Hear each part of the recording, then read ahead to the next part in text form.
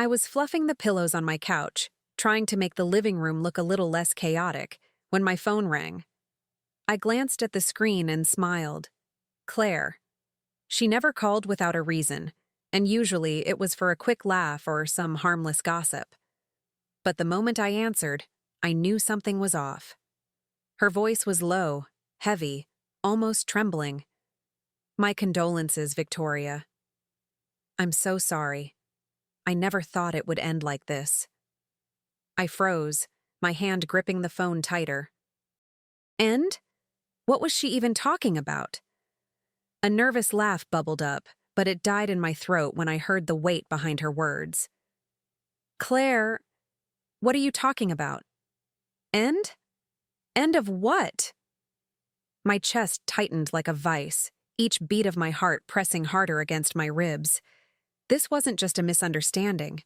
Something was wrong, terribly wrong. And then came the blow I never expected. "Your marriage, of course. I always thought you and Daniel were forever." Her words slammed into me, shattering the air around me. My throat went dry, my hands started to tremble. "Claire, we're still together. We are forever," I said, my voice breaking, half defiant, half pleading. But she didn't respond right away. The silence on the line stretched, long and sharp, before she finally whispered, "Not after you see this." My stomach twisted as I clutched the phone tighter, pacing across the living room like I could somehow walk away from her words. Claire's hesitation made it worse, like she knew something I wasn't ready to face. My eyes darted around the room, searching for anything to ground me. The family photos on the shelf, Daniel's jacket draped casually over the chair. Proof that my life was still intact. Still mine. "Claire, what do you mean? What are you trying to tell me?" My voice cracked, desperate for her to take it all back. On the other end, she sighed, the kind of sigh that carries pity. That sound cut deeper than any insult could. "Vic, I didn't want to call you like this, but I couldn't let you keep living in the dark." My knees buckled, and I sank onto the couch, pressing the phone to my ear as if her words could be softer if I held them closer. Every second stretched unbearably, my pulse racing. "Tell me," I demanded, though part of me begged she wouldn't. "I have something to show you," she finally said. And just like that, the air in the room shifted, heavy and suffocating. My mind scrambled, flipping through possibilities, none of them good. Betrayal wasn't even a word I wanted to entertain, not when it came to Daniel. He was supposed to be my safe place, my forever. My hand shook as I whispered, "Claire, please, don't do this to me unless you're sure." But her silence told me she was.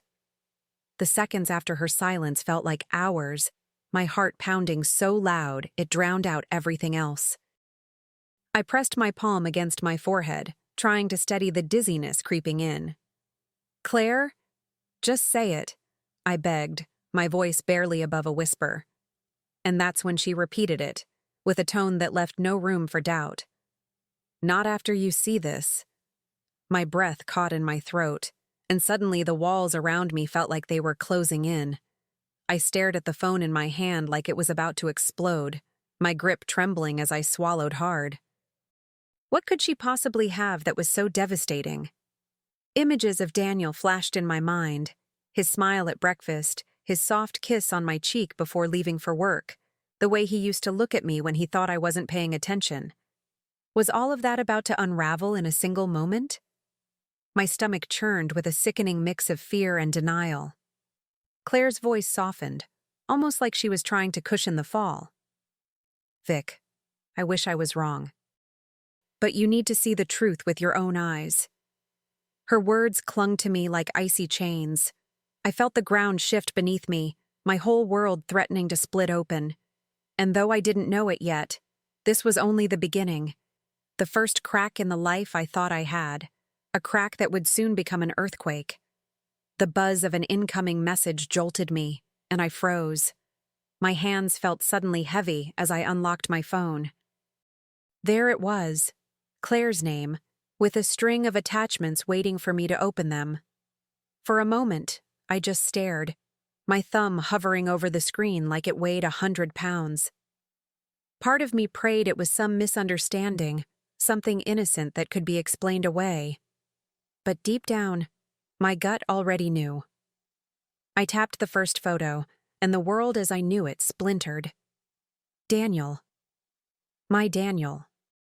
Sitting at a dimly lit restaurant, leaning across the table, his hand tangled with another woman's like it belonged there. My chest constricted so hard I thought I'd collapse. My throat burned as if I had swallowed fire, my eyes blurring with tears. I swiped again, another photo. This time his lips pressed against hers. It wasn't a mistake. It wasn't a friend. It was betrayal, captured in still frames. No, this can't be real. This isn't happening, I whispered to the empty room, my voice trembling. I pressed the phone closer, as if proximity could change the image. But the harder I looked, the clearer it became. The man I trusted most, the man I built my life with, was living a lie right under my nose. My body shook, my hand over my mouth to stifle the sob clawing its way out. And just then, Claire's gentle voice broke through my spiral. "Vic?" Claire's voice was soft, almost like she was afraid I might shatter completely. "I didn't want to be the one to tell you, but I couldn't keep quiet. You deserve to know." Her words wrapped around me, but instead of comfort, they dug deeper into the wound. My hands trembled as I clutched the phone tighter, scrolling through the evidence like some cruel slideshow designed to break me piece by piece. Every new image hit harder than the last. Daniel laughing with her, his eyes lit up in a way that used to be reserved for me. The way he leaned in close, his body angled toward her like she was the center of his world. It wasn't just betrayal. It was intimacy, stolen and given freely to someone else. My stomach turned violently, and I pressed the phone against my chest, as if holding it there might stop the flood of pain coursing through me. I wanted to scream. I wanted to hurl the phone across the room, smash it into 1,000 pieces so I wouldn't have to see his face looking at her like that ever again. But I couldn't. I needed the truth. I needed the proof. My breath came in sharp, shallow gasps, anger beginning to burn hot beneath the sorrow. "Thank you, Claire," I whispered, my voice breaking but steadier than before. "He thought he could humiliate me. He's wrong. I'll make him regret it." I wiped my face with the back of my hand, though the tears kept coming faster than I could stop them. The pictures were etched into my mind now, each one a dagger twisting deeper. But underneath the grief, something else was rising, a heat, a fire I hadn't felt in years. Betrayal had cracked me open, but anger was starting to harden those cracks into something sharper, something dangerous. Claire stayed quiet on the line, giving me space. But I knew she could feel my rage brewing even through the silence. "Vic," she said softly, "don't let this destroy you. Use it." Her words struck a chord deep inside me. I wasn't about to let Daniel's lies turn me into a victim. No. If he thought he could live 2 lives and I'd just sit here crying, he had no idea who he married. I stared at the last photo again, his lips pressed to hers, brazen, shameless. My hand steadied. "He's going to regret this," I whispered, more to myself than to Claire. And in that moment, the sorrow began to give way to resolve. The man who walked through our front door tonight would have no idea what was waiting for him. That evening, I heard the front door creak open, and for a split second, I caught myself holding my breath. Daniel strolled in humming, his tie loosened, his face lit with the same easy grin I'd seen in those cursed photos. He dropped his keys on the counter like nothing in the world was wrong, like he hadn't just ripped my life in two. My hands curled into fists at my sides, my pulse hammering as I fought to keep my voice calm. "So," I said flatly, not even looking up from the phone still resting in my palm. "How was work?" The words came out colder than I expected, slicing through the air like ice. He didn't even flinch. Instead, he smiled, that same practiced charm I'd once fallen for. "Busy," he said, loosening his cuffs. "Long meetings, exhausting day. You know how it is?" His tone was casual, rehearsed, almost insulting in its ease. I turned to face him then, letting him see the storm that had been building all day. My hand slammed the phone down on the table so hard the sound echoed through the room. His eyes flicked to it, then back to me, the smile faltering. "Really?" I spat. "Because it looks like your meeting was at a restaurant, with her." The blood drained from his face in an instant, and that tiny crack in his mask fueled my fury. Daniel's eyes darted to the phone on the table, then back to me, his mouth opening and closing like he couldn't decide which lie to grab first. "Victoria, wait. I can explain," he stammered, raising his hand slightly as if I were holding a weapon. My chest heaved, anger boiling just beneath the surface. "Explain!" I shot back, my voice sharp and shaking with fury. "You kissed her in public. You held her hand like it belonged there. Explain that to me." He took a step toward me, his face pale, desperation already creeping in. "She's just a friend," he blurted, his voice too quick, too shallow. That pathetic excuse sliced through what little restraint I had left. My hand slammed against the table, rattling the phone and making him flinch. "Don't insult me!" I snapped, my voice louder now, echoing off the walls of our home. "You think I'm blind? You think I'm stupid?" The silence that followed was thick, suffocating. I could see the panic flickering in his eyes, the realization that his neat little double life was crumbling in front of him. My heart pounded, but not from fear anymore. From power. From clarity. For once, he wasn't the one holding the control, and I wasn't going to let him wriggle out of this with a flimsy excuse and a fake apology. Not this time. I stepped closer, close enough to see the beads of sweat forming along his hairline. "You kissed her like I never existed," I hissed, my voice low but cutting sharper than any scream could. "Do you have any idea what that makes me look like? A fool. You turned me into a fool in front of the world." My voice cracked, but I didn't look away. I wanted him to see the pain and the rage he had carved into me. Daniel's mouth trembled, his hands half raised as if reaching for me but too scared to try. "Vic, please," he started, but I cut him off before he could weave another excuse. "Don't.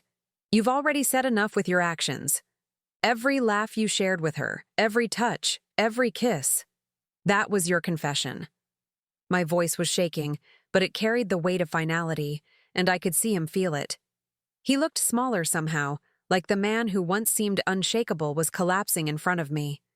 And yet, I felt taller, stronger, even as my heart splintered in my chest. He had no idea that in this very moment, while he begged for words to save himself, I was already imagining what came next. The confrontation wasn't the end. It was only the spark. The real fire was still to come.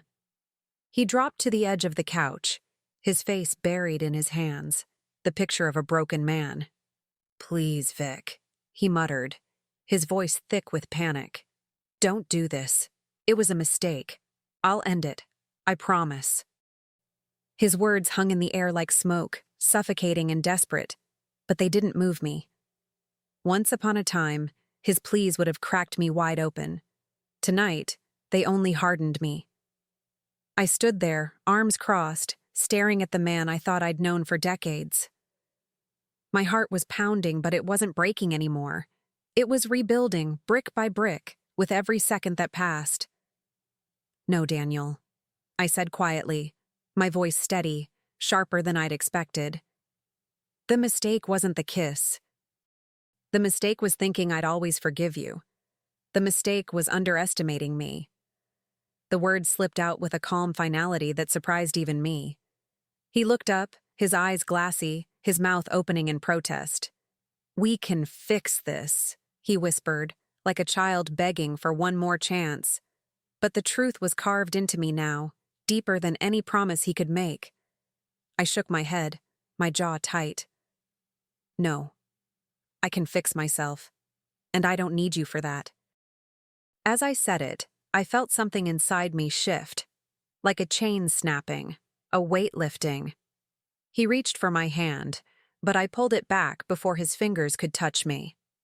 That small gesture cut him deeper than any scream, and I saw it in the way his shoulders slumped. "Vic, don't throw everything away," he begged, his voice cracking. "We've built a life together. Please, don't walk away." His desperation rang hollow, echoing in a room already stained with lies. The life he spoke of wasn't real anymore. He had destroyed it himself. I felt tears sting my eyes, but I refused to let them fall. Not now, not in front of him. I had given him enough of my vulnerability. "You don't get to beg me for loyalty when you threw mine away like it meant nothing," I said, my voice trembling with controlled rage. "You stood in front of me, made vows to me, and then kissed her like those vows were just words. You don't get to rewrite that." His face twisted in panic, his words tumbling out too fast. "I'll do anything. Therapy, counseling. I'll cut her out of my life right now if that's what you want." He was scrambling, drowning in his own fear, but none of it touched me. I realized in that moment I wasn't drowning with him anymore. I was standing on the shore, watching him flail in the water he had chosen to jump into, and I had no intention of saving him. I straightened my back, feeling a strength I hadn't felt in years surge through me. The woman who once would have begged for scraps of his love was gone. In her place stood someone ready to reclaim herself. "You made your choice, Daniel," I said, my tone calm but unshakable. "And now I'm making mine." His face crumpled as if the ground beneath him had collapsed, but there was no part of me left that wanted to reach out. I turned away from him, my steps deliberate, every movement severing the ties that had bound me for so long. Behind me, I heard him muttering desperate promises, words that bounced off the walls and fell flat at my feet. None of it mattered anymore. I didn't need his repentance. I didn't need his apologies. For the first time, I realized I didn't need him at all. That realization tasted like freedom. As I walked out of the room, my mind was already racing.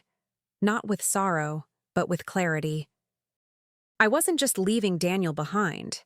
I was stepping into the version of myself I should have been all along. The pain had lit a fuse inside me, and I knew exactly where that fire was heading. He thought betrayal would break me. Instead, it was about to become the weapon I'd use to change everything. The weeks that followed felt like waking up after years of sleep.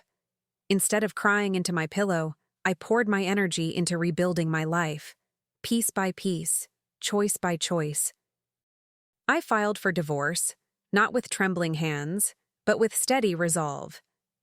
Each signature felt like cutting another chain that had bound me to a man who never deserved me. For once, the future didn't scare me. It called to me. I started small, almost timid at first, selling old things that reminded me of him, decluttering the house, filling the empty spaces with pieces that reflected me, not us. Then came something bigger, a business idea I had shelved years ago because Daniel said it wasn't practical. This time, no one could tell me no. I threw myself into it, late nights at the kitchen table with coffee-stained notebooks, watching my vision come to life. And slowly, I began to thrive. My business grew. I reconnected with passions I had buried, and the people around me started to notice the fire in my eyes again. Friends who had watched me fade into Daniel's shadow now saw me stepping into my own light. For the first time in years, I wasn't surviving. I was living. And I could feel the quiet satisfaction of knowing that every step I took forward was leaving him further behind. Daniel, on the other hand, was unraveling. Word spread fast about the divorce, about the woman he had flaunted so carelessly. People whispered, colleagues pulled away, and his once polished reputation cracked like cheap glass.